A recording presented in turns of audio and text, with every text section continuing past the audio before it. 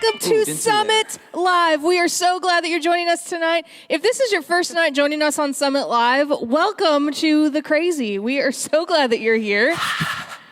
Yeah. If you are part of our group regularly and you're like, man, I have some friends that would really, really enjoy watching Summit, now is a great time to invite them. It's a lot easier to ask somebody, hey, watch YouTube tonight than it is, and like watch my youth group on YouTube, than it is for you to invite somebody to a church building. So that way, hopefully people are super pumped about coming to church with you when we finally get to be together.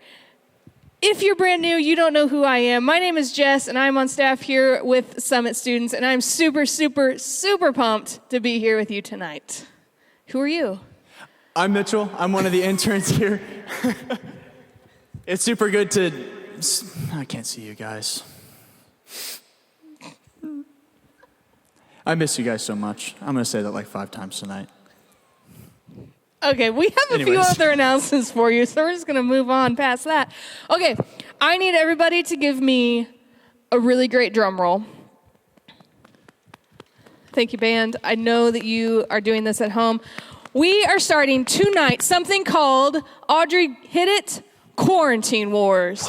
Okay, so we're all stuck at home. We all have so much free time on our hands. Well, you might. I certainly don't. But you guys might have a whole lot of free time on your hands. And so we are going to use that free time. We're going to do something called Quarantine Wars. If you were with us last summer, we did something called Squad Wars. This will be somewhat similar. However, Quarantine Wars is each small group fends for themselves. So we are going to do 2 things tonight. The first thing, Mitchell's going to lead us in a mixer here in just a second. That is the very first Quarantine Wars competition, okay? And we're so pumped about it. And then when he's done, I'm going to tell you guys what is up for this week. So, Mitchell, what are we doing tonight? Yes, sweet. We are going to start off Quarantine Wars with the Kahoot Disney Channel edition. Yes. Or Disney movies, not Disney Channel. Yes. Because Disney movies are the best. With a capital B. The best. Anyways, you guys can pull up kahoot.it, kahoot.it. And we're going to give you the code in a second after I explain the rules. There's going to be 10 questions. They're going to be multiple choice. And you guys are going to have a race to get all the questions right. And the first person to get the question right gets the most points. So at the end, the top 3 scores, the people with the first place, second place, and third place, you guys need to screenshot that you got first place, second place, or third place, and then send it in to us at, do you want to say your email? Should they send it to your email or your phone number? What do you think? Well, we went viral last week, and I gave my phone number, so I don't want to give it out again. Yeah. Hopefully, one of you has our phone numbers. You guys will figure it out. You'll get it to us. You'll figure it out. Tell your small group leader. That's a good one. Boom. There you go. Yeah. Sweet. But that being said, we're going to toss up the code, and you guys can plug that in really quick, and then we'll get started. Sweet. All right, y'all. Oh, sweet. The you guys code. Are all over this. 8264796 at kahoot.it, or if you have the Kahoot app. All right, we're going to start seeing you guys join in here in just a second. Oh, 2 people. Charming Gecko. What do you can't read that. Quick. Okay, 4 people, 7, 8, 9. I'm not going to count them all. You guys are jumping in. All right, here you guys all come in. This is good. I love how creative they are with the names. I know. I kind of like that you don't choose your own name. Like, they just choose it for you, and it's, like, ridiculous animals with a other word with it. I wish I knew who it was, though. I know. I kind of do wish I knew who it was. But it's okay. It's all part of the game, Mitchell. All part of the game. Yeah. Captain Seal. All right. Bronze Newt. Oh, man. Swift sable? What's a sable? I don't know. What is a sable, Mitchell? I don't know. It's obviously a type of animal. Beats me. We should Google it later. We should. We should have a Kahoot about sables. Or we should have a Kahoot about different animals. Oh, that would be good. Maybe next time if we do this again. That'd actually be funny. All right, 79, 80 people. This is good. Ooh, balance snail. Whoa, who backed out? Don't do that. Oh, Come you guys, back. don't leave.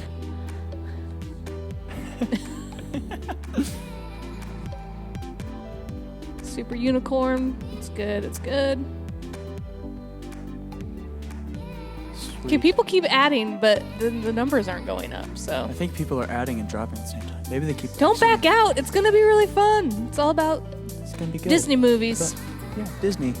Classy elephant. What does a classy elephant look like? It has a bow tie, but just a bow tie. All right, we're gonna get started. First All right, here we go. question. Which of these is a Disney movie? We're gonna start off pretty easy.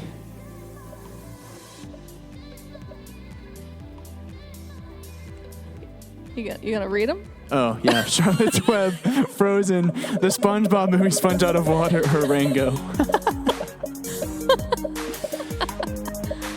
I forget how to read sometimes. It's quarantine time. You're done with school. I'm done with school. I've been That's done. all right. 4, 3, Who thinks 2, I got it right? Raise your hand. 1. Oh, wait, I can't see you guys. Wow. Oh. You guys were good at that one. Whoever that one person was, Was that you? Okay, just so everybody knows, Sean? Noah Glyshaw. No, he wasn't. Oh, he lied. Either way, I'm sorry. From the movie Lilo and Stitch, what does Ohana mean?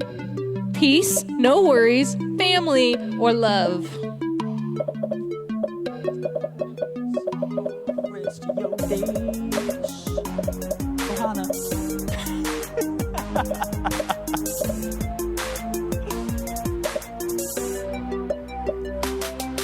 When I made this question, I had to give that option because I just thought it was funny. Dang, people fell for it. Whoa, nice. 72 of you got it right. Family. All right, Charming Gecko. Slaying it. Holy cow. Nice work. Who says fish are friends, not food in the movie Finding Nemo? Bruce, Gil, Darla, or Marlin.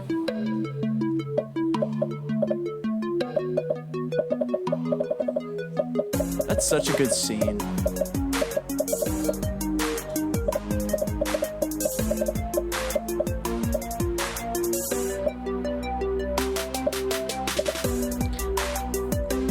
Fish are friends, not food. I don't know whose voice that was, but Bruce. Nice Good work, job, 51 guys. of you. Nice work. Good stuff. Wow, Charming Gecko still in the lead. Same with Quick Raccoon. I think Quick Raccoon's been in second the entire time. Who is the first Disney movie princess? Snow White, Aurora, Cinderella, or... I think it's Persephone. I think it's how you say that. Okay. Reading is hard sometimes. I Reading did is Hooked on hard. Phonics to teach me things like this. It didn't... It's hard. It's difficult. It is hard.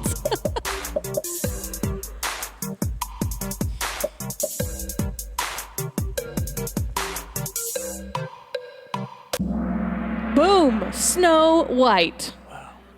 Nice work, A good people. chunk of you really wanted Cinderella. to Ooh, be it. Charming Gecko Quick Raccoon falls. jumps up. Quick Raccoon. Charming Gecko dropped all the way off. When was the national release of Snow White and the Seven Dwarfs? November 37th, 1937, July 9th, 1940, April 2nd, 1839, or February 4th, 1938. I really lean hard on November 37th. I don't know about that. Mitchell, favorite Disney movie?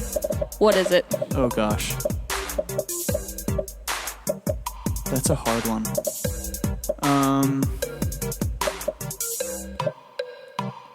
I really like Finding Nemo. Okay. I'm not gonna lie. Okay. All right, February 4th. Nice work. I wonder how many people actually knew Agent that fact. Shark. I don't know who that is, but nice work. I wonder if anyone could have pulled that one out of their pocket. Which hand is Captain Hook's hook on? Left hand, left foot, right hand, right foot. I'm leaning towards right foot. I was thinking left foot. I love this movie, Hook. Hook? I mean, yeah, Peter Pan, I get it, but Yeah. Hook is such a good one. I haven't seen that one. You haven't seen it? I don't think so. Well, it's on Disney Plus. Oh, I'll go watch Left hand. it. Wow. Man, who said foot? Good job. Give them Royal bonus points. gecko, isn't it? Royal gecko. That's a hard Something about phrase. the geckos. Nice work. What is the name geckos. of the evil cat in Cinderella? This one's getting a little bit harder. Percival, Gerard. Figaro. Lucifer. Lucifer. It's really hard to read these on these screens, isn't it? Like the yellow is Yeah. really difficult to read.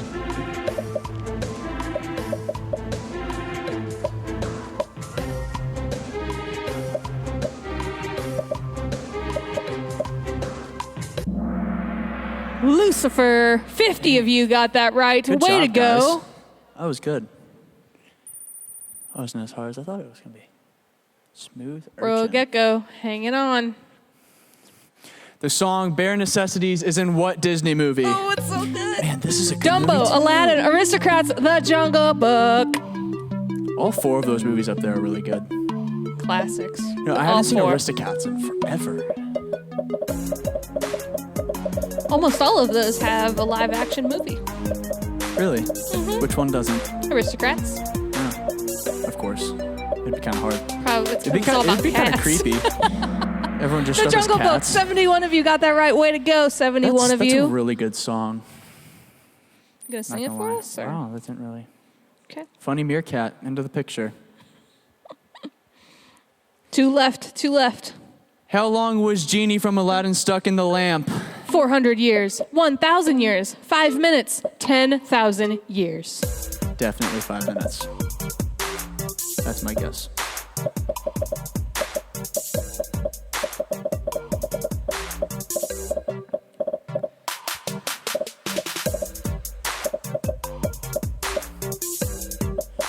You guys can't see us, but we're dancing so hard up to this music. 10,000 years. 49 people. Way to Wow. go. 5 minutes. Mitchell, you job. would have gotten that wrong. Yeah, dang it. It's okay. The gecko's hanging on strong. Last question. In Toy Story, what country was Al shipping Woody, Jesse, Bullseye, and Stinky Pete to? China, India, Japan, Russia. Go, go, go, go. Answer the question. This is probably my favorite question out of all of these. I really wonder if anyone actually knows this one.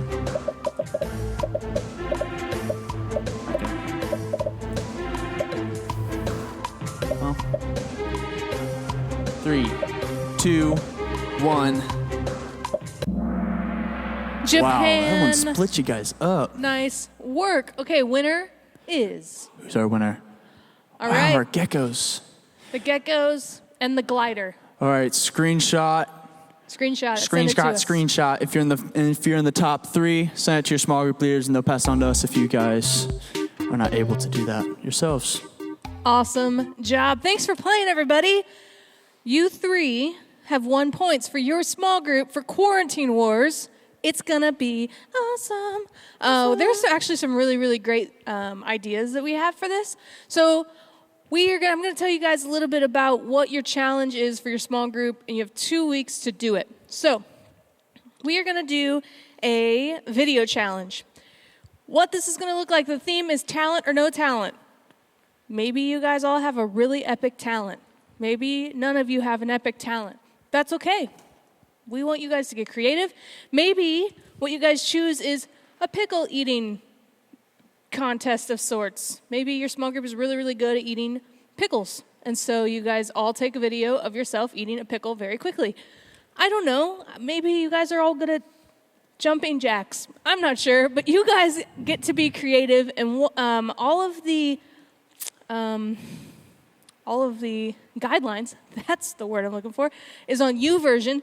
So you guys have 2 weeks. You have to submit your video completed to me, Jay Gleishaw, at efree.org by 5 p.m. Friday, May 15th. We then will show them on the 17th during Summit, and you guys get to vote on the winner, okay?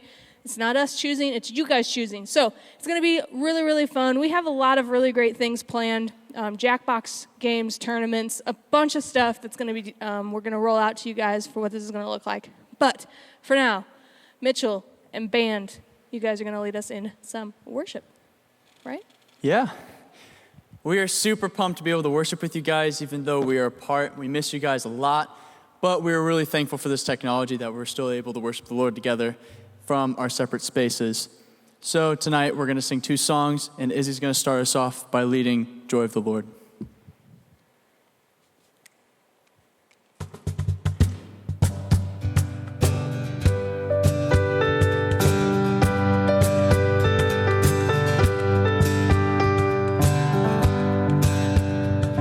Though my tears may fall, my song will rise to you. Though my heart may fail, my song will rise to you. While there's breath in my lungs, I will praise you, Lord. In the dead of night, I lift my eyes to you. When the waters rise, I lift my eyes to you. While there's hope in my heart, I will praise you, Lord. Joy of the Lord is my strength. The joy of the Lord is my strength. In the darkness I'll dance, in the shadows I'll sing. The joy of the Lord is my strength.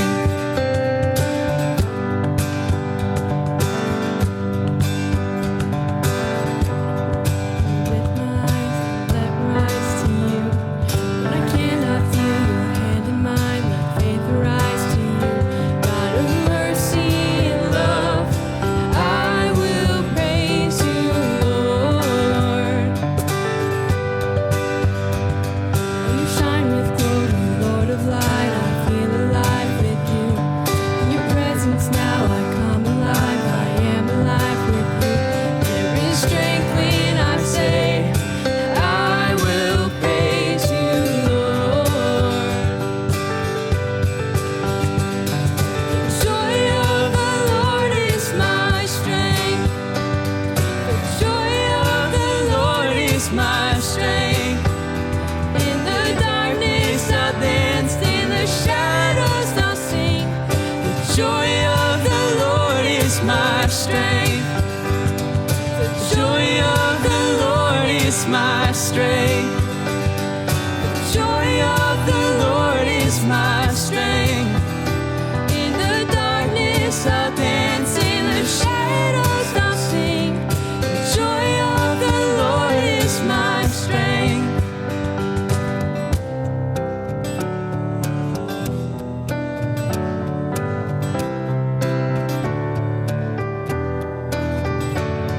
When sorrow comes my way, you are the shield around me. Always you remain, thy courage in the fight. I hear you call my name.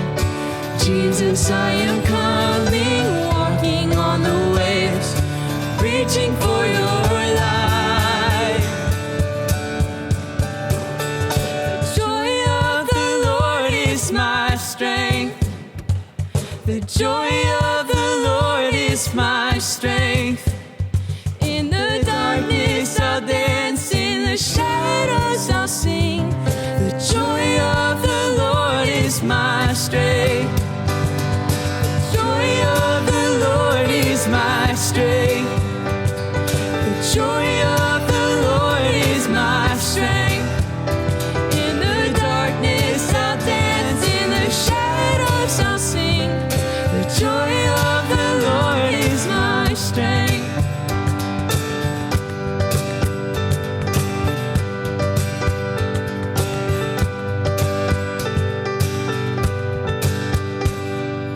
Guys, the joy of the Lord is our strength. In the darkness, in the sadness, we can praise him still because he is there with us in the fires and the trials. So with that, let's praise him more by singing Another in the Fire.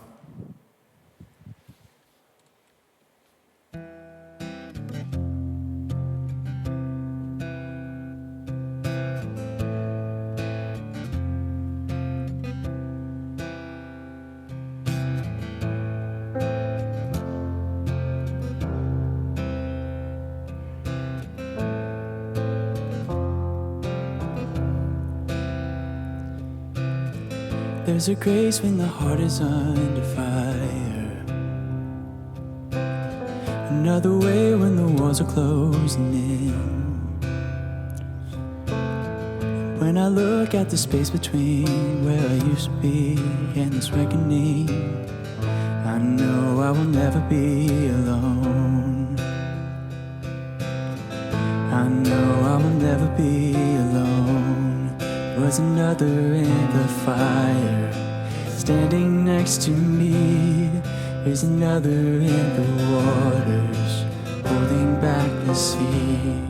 Should I ever need reminding how I've been set free? Is a cross that bears the burden, but another died for me. There's another in the fire.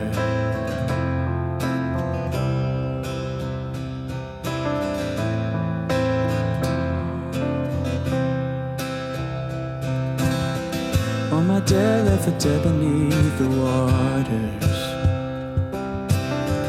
I'm no longer a slave to my sin anymore.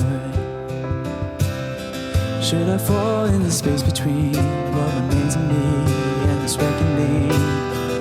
Either way, I won't bow to the things of this world. And I know I will never be alone. There is another in the fire, standing next to me. There is another in the waters, holding back the seas. Should I ever need reminding what power set me free? There's a grave that holds nobody. Now that power lives in me. There is another in the fire. Whoa, is another in the fire. Whoa, I can see the light in the darkness as the darkness bows to him. I can hear the roar in the heavens as the space between wears thin. I can feel the ground shake beneath us as the prison walls cave in. Nothing stands between us. Nothing stands between us.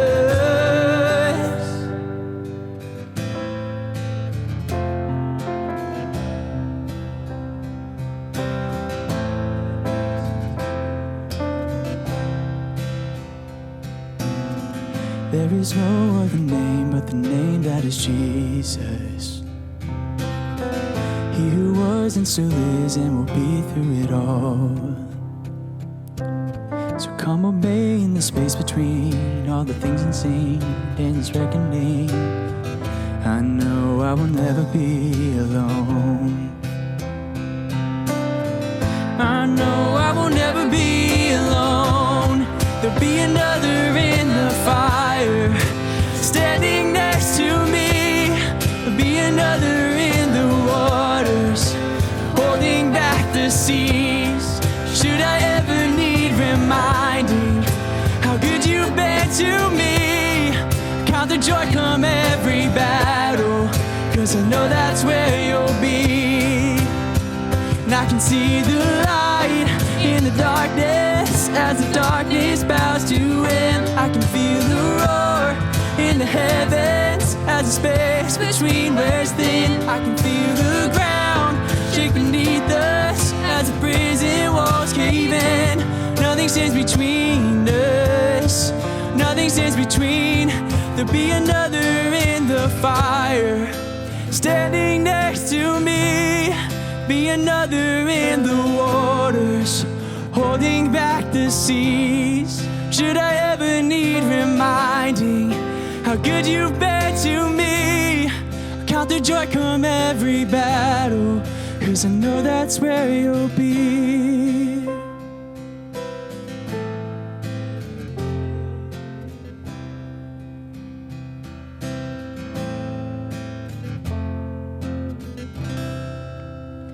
Dear God, I thank you so much for allowing us to gather together with the gift of technology. And I pray that you open the heart of the person on the other side of the screen to allow you to tell them whatever they need to hear tonight so that this message can truly reach their heart. In your name I pray, amen. Oh, thank you, band. That was awesome. Great worship. Good evening. My name is Brian Lehman, but with shaggier hair than you're used to.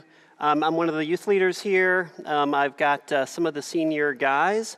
Some of you, of course, recognize me, but actually, looking at my own hair and some of the hair of the band members, it reminds me of, it's, I guess, quarantine hair. It reminds me of this Play-Doh toy I had back in the 70s called the Fuzzy Pumper. This thing was awesome. It was a little Play-Doh, a little figurine, and you could, you turn a crank and the hair would grow out, and you could like shave it. You could, do we have an animation here of it? This toy was incredible. Oh man, doesn't that look satisfying? You give it a shave. If it was, you had female figures, you could give them perms. It was, I don't know why every kid in America doesn't have this in their house right now, because it was like peak toy. It was awesome. All right. Well, my talk tonight actually has nothing to do with that, but I had to mention that. Tonight I'm going to talk about a particularly confusing statement of Jesus that I've long struggled with on a very literal level, meaning like I don't even know like what Jesus is talking about. Like what do his words mean? And it's a statement that a lot of you have heard before, but I'm going to focus on one part of it. So if we can look at John 14, 1 through 7. Don't let your hearts be troubled. And this is this red text, it's red text in my Bible. That means Jesus is talking. Don't let your hearts be troubled. Trust in God and trust also in me. There is more than enough room in my Father's home. If this were not so, would I have told you that I am going to prepare a place for you? When everything is ready, I will come and get you so that you will always be with me where I am. And you know the way to where I am going. All right? Next slide. No, we don't know, Lord, Thomas said. We have no idea where you're going, so how can we know the way? Jesus told him, I am the way, the truth, and the life. No one can come to the Father except through me. If you had really known me, you would know who my Father is. From now on, you do know him, and you have seen him. All right, so I think I get the gist of most of that. Thomas, that's the one who replied to Jesus. God bless him. He's kind of like the stand-in for a lot of the dumb things that I would have said if I had been one of Jesus' disciples. But to be fair, what Jesus was talking about was kind of confusing. Like, how can he follow him? It's actually a good question. Jesus was talking about his upcoming death on a cross and his resurrection after 3 days and then rising into heaven after that. Now, Jesus says that he himself is the way. Okay, I think I kind of get that. So through believing in Jesus, can you join him in eternity? He's the way. Okay. Jesus says that he is the life. I kind of get that. Jesus is talking about only through him will you have purpose in joy in your current life and the eternal life. So he's the way and the life. I don't want to gloss over those things. If you could spend your whole Christian life just learning more deeply about those two things. Jesus is the way, he's the life. But here's what I struggled with. It says, I am the way, the truth, and the life. All right, the truth. That's kind of what I struggled with. That doesn't make any sense to me. Jesus is the truth. The truth is an abstract idea. It's not a physical noun. So how can Jesus be like this abstract idea of the truth? So to build up to that, let's first talk about a couple things that you would need to believe before you understood Jesus to be the truth in capital letters. And they're going to mirror my own faith journey as I grew up. So my first point the first, is there the truth? All right. No, that's not grammatically correct, and yes, I did mean to do that. Let's travel back in time to last century, to a time known as the late 1980s. Ronald Reagan was in the White House. Taylor Swift began working on her 1989 album. And Brian Q. Lehman was attending Parkway West High School. Back then, despite my knowledge of Dungeons & Dragons rules and my many Mathlete awards, I was not the popular kid that you might have thought. I think we have some pictures of me from back then. Oh, yeah. Oh, yeah. I was good looking. The GQ model behind me on the left, that's my older brother. And he's always got like a little bit of a smolder in a lot of these older pictures. It cracks me up. So you can tell I was, I don't know what you can tell from those pictures. You can tell something. I'm not sure. Somehow that was me. All right.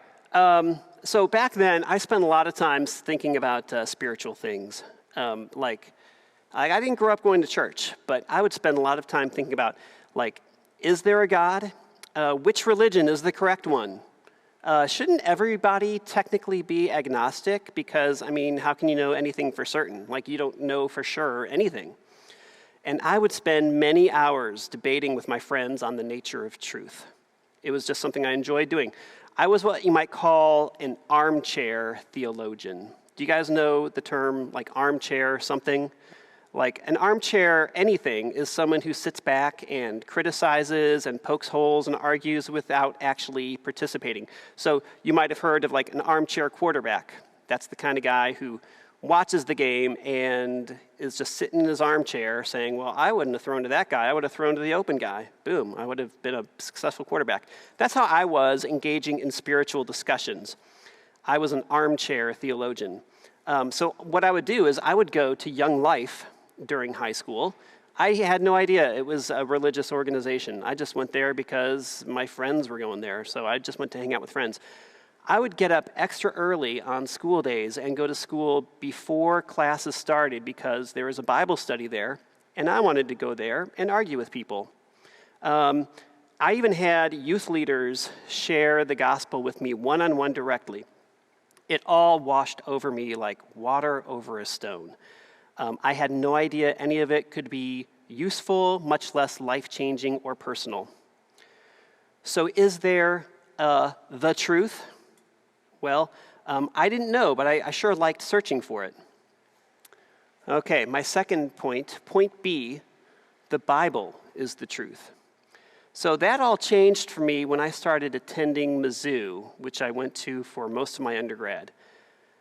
For those interested in seeing a real-life fuzzy pumper example, here's what I looked at in early college. All right. So in the picture on the left, that's my family and my grandparents from Germany. I'm in the middle in the back, and that is what is technically known as a mullet, and I think I'm rocking it. I think I look pretty good. My brother is over on the right in that picture. He's still got that smolder. In the right picture, that is around the time that I started dating a young Michelle Johnstone, and some of you know her. She's one of the youth leaders here. So that's a little bonus picture of another youth leader. All right. So my first year at Mizzou was also the first year of a young missionary. His name was John Draghi, and it was his very first year in the mission field. And I think I got a picture of me with him 2 years ago. Yeah, so he's still kicking around. I visit him occasionally. He still lives in Columbia. He's still helping to run the same ministry. I think he's mostly retired now, which is weird because it was just a few years ago. And John spent hours with me. I mean, he spent hours and hours and hours. He had a lot of time because his ministry there was so new. He didn't have a lot of kids. So we would read through a lot of things together. I had lots of my armchair theologian discussions, questions for him. But it was also finally starting to dawn on me that all this stuff required a response on my part. It required a decision. Did I believe this was true, or did I not? And one of the books we read through, it's a short little book. It's called More Than a Carpenter by Josh McDowell. Yeah, there we go. More Than a Carpenter, Josh McDowell. That's the version that I read. I have a little note on there saying text Jess. I didn't ask Jess about this beforehand. So,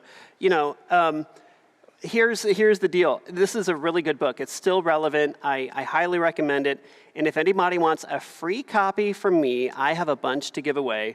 All you got to do is text Jess, and she'll get me your info. and I'll get you a book. Or if you don't know her number, just get in touch with your small group leader, and they'll give me your name and address. Anyway, so this is a book of logic, which really spoke to me at the time. I thought of myself as very logical. It introduced me to a field of study known as Christian apologetics, which is really, that's just a fancy way of saying how reasonable the Christian faith is. Chapter 7 was the one that really finally convinced me that this was all true. It was called, Who Would Die for a Lie? Now, in this chapter, the author talks about what history knows about the 12 original disciples of Jesus. One of them betrayed him and committed suicide. And of the rest, only one died of old age, and he had been exiled by his government. All the rest of them were killed, having been given the chance to renounce their faith. That is, they were all talking about how Jesus performed these miracles and was resurrected and was the Son of God. And when authorities said, stop that, or we're going to have to kill you, they all chose death. Okay? I found that convincing. Now, you may say, hey, well, Brian, that's not that unusual. And you're right. People of all kinds of religious backgrounds have been killed and are killed even today for their faith. Muslims, Hindus, Christians, atheists, they're all killed for their faith, or they can be in various parts of the world. But here's the thing. None of those people nowadays have seen with their own eyes that what they believe is true. No one has seen Muhammad split the moon, or Jesus walk on water, or Brahma create the universe. They might believe these things, but they've not seen them with their own eyes. These 10 guys actually saw these things, so they knew whether or not they were true. And they were willing to die for that belief to no personal benefit. Who would die for a lie when you knew for a fact if it was true and it wasn't going to benefit you anything? Anyway, that's what clinched it for me from that book. This Jesus Christ was a historical figure who actually performed the miracles outlined in the Bible, and he said the things that the Bible says that he said. So I did what, to my way of thinking, was only logical. As my friend John Draghi instructed me, I prayed to God to save me in the name of Jesus Christ. So for me, I now believed there was the truth, and also that the Bible is the truth. And that was a huge deal. That was the moment that my whole life changed. Thinking out the ramifications of a whole new belief system, I rearranged my priorities and my time and activities to what I now knew to be true. Okay, so that was a big change. Okay, so let's review where we are so far. Point the first, is there A, the truth?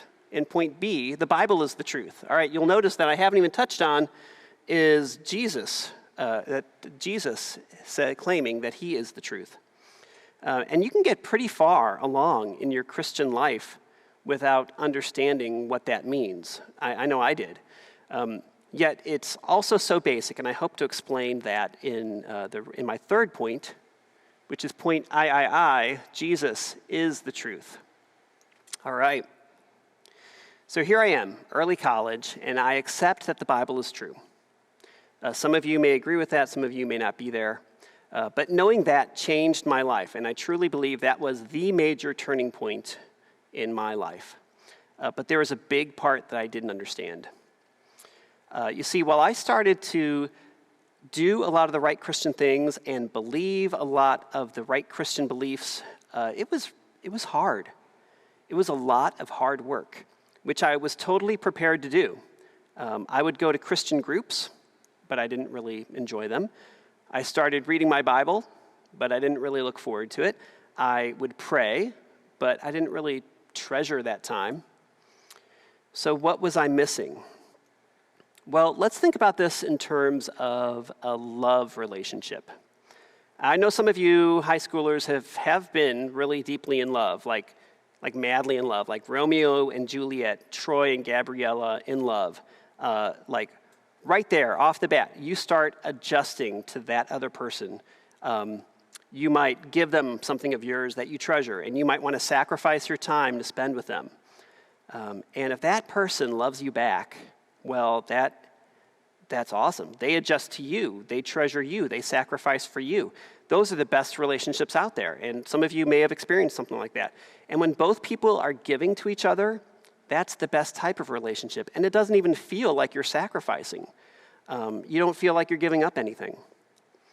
But if that other person doesn't love you back, doesn't sacrifice for you, doesn't adjust to you, it's not good. You'd be better off not even being in a relationship at all, because it becomes like oppressive and suffocating and abusive even.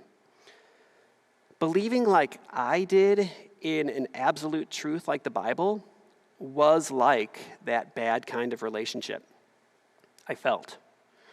I had to adjust my life to it. I had to stop doing things that I liked and start doing things I didn't really enjoy. I had to sacrifice my time and money, but I felt like I wasn't getting anything back. I had to surrender my independence just because it was the truth, and that was it. There was no negotiating with it. Yeah, so you see how that was? It was like I was in that bad kind of relationship. It was oppressive, and part of me wondered how long it could go on like that. I mean, I believed it was the truth, right? And it was right and logical for me to do all these things, but it was hard. So an abstract, absolute truth can't love you back. It just is. It's unbending, it's unmovable, it's unforgiving. All right, we've been poking around the book of John. Let's look at the first verse of the book of John. John 1:1. In the beginning, the Word already existed. The Word was with God, and the Word was God. That's the opening verse to this gospel. Now, the book of John is a book all about the life of Jesus, and it's telling us that Jesus Christ existed since the beginning of time, and he was with God, and he totally was God. But he doesn't say Jesus Christ in that verse. It says the Word. Now, this part of the Bible, this entire book was written originally in ancient Greek. And they didn't say the word, that's English. In ancient Greek, that word is logos. And it says the logos already existed, and the logos was with God. And we translate that word logos as the Word. Now, logos, L-O-G-O-S, you might recognize that word as the basis for our word logic. And that word to philosophers at the time was a really loaded term. Philosophers were asking themselves at the time, what is the logos? Or what is the reason for life? What's the reason for our existence? What's the truth with a capital T? And John says that Jesus himself was the truth. Okay, and again, we see, and we already looked at this, in the book of John, verse 14:6. It says, Jesus told him, I am the way, the truth, and the life. So what was Jesus saying? He's saying, yes, there is an absolute truth, but it's not an abstract, cold, icy list of rules and regulations that you need to comply with or face the consequences. It's not an abstraction, it's a person, an absolute person. The truth is a person that you can know, that you can talk to, a person that can love you back. Okay, so what's the big deal about the truth being a person and not an abstract idea? Let me tell you, it makes all the difference in the world. Because if the truth is an abstraction, it is joyless. It is constraining, demoralizing, dehumanizing, because it can't reciprocate, see? It's one way, and you'd be better off, living your life ignoring it. But not so with Jesus. Yes, there's an absolute truth, but that absolute truth became a person who lived and breathed. That person was punished unjustly for crimes that he didn't commit. He was killed on a cross, and on that cross, Jesus Christ said, I will come to you. I will sacrifice for you. You won't be punished when you deserve it, but Christ will be punished instead. In the book of Philippians, it says that instead, Jesus gave up his divine privileges. He took the humble position of a slave. He was born as a human being, and when he appeared in human form, he humbled himself in obedience to God, and he died a criminal's death on a cross. Here was God, an absolute, free, being, binding himself for us. Here was the all-powerful God making himself weak and vulnerable. Here was the one in love with us, knowing that we didn't love him back and dying for us anyway. Why did it have to be this way? Why is it important that Jesus is truth? Because if truth is an abstract idea, it's like that one-sided relationship, that abusive, oppressive life that I described earlier. But Jesus, he flipped that all around. It isn't us trying to bargain with some abstract truth. It's God calling out to us day and night, wanting us to respond. It isn't us sacrificing our time for Jesus. It's him sacrificing his life for us. Jesus flipped that whole absolute truth thing right around, and that makes all the difference. So what did that do for me when I realized this? When I really, truly internalized it, it totally changed my life. Spending time with other Christians became a joy.